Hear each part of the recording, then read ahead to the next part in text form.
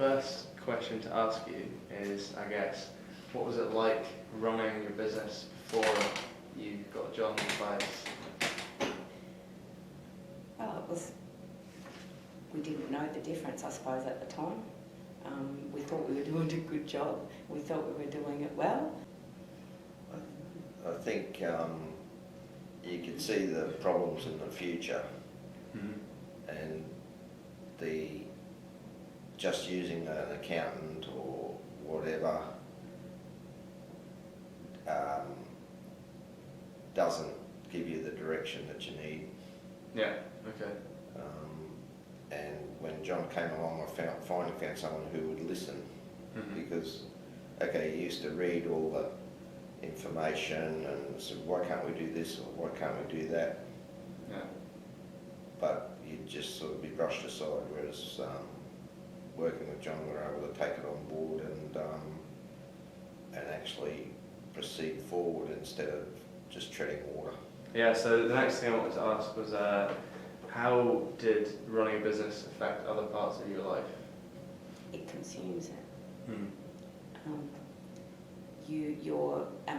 Well, if we weren't husband and wife working in the business together, we would have had a partner at home that really did get quite neglected. Our children had to fit in with what we were doing, and we tried to do the best we could, but you always sort of felt like they ran a second to the business. Okay, fair enough. So why did you decide to contact John Strange for advice? Well, I think he chased us, really, didn't he? He knew that we, probably needed help, just from talking with us and everything. But at the time, we thought we were doing quite well. But then it wasn't until we did start with John that we realised that we were just really going nowhere. Right, okay. But I suppose it was his, what's the word, where he was like a bulldog. He just wouldn't sort of let go of it. He knew we needed help, and he was pushing us to make the decision to get the help. And we're glad we did. Yeah, definitely. Okay. So what specific ways did he help you improving your business practices? I think when, if you can say, well, you have a meeting and you say, well, you agree on a course of action, it's making sure that it's done. Because what happens, anyone in business, that's a good idea, and then you get back in the daily grind, and that idea gets pushed further back, and it just doesn't happen. Yeah. So it's good to have someone there that actions it, is chasing you for a signature. Yeah. Do this, have it ready, such and such. Yeah, like an outside view sort of thing. Yes, because once you get back in the business, you're so busy working in it that you don't exactly work on it. So having someone helping us work on it and pushing us to do things was really beneficial. Yeah, okay. Given you've been through the process, what advice do you have to other business owners that are struggling in their own businesses?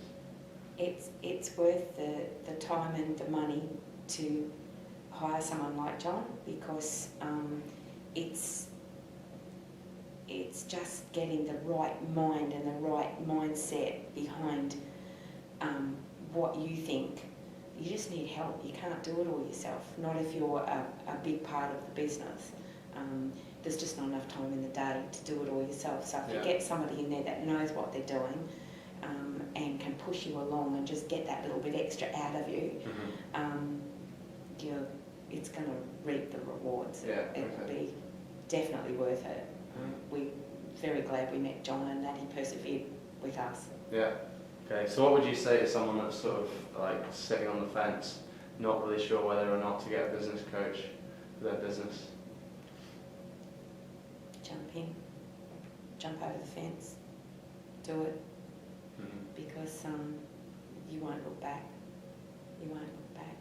It's like having another set of hands and another set of eyes and another brain and everything. Because sometimes, as a business owner, sometimes it's just to have someone to kick the football around with and say, hey, this is what's going on. Yeah. And just even reaffirming what you know, or just it's all part and parcel of it. So yeah, the coaching is better for the experience, for sure.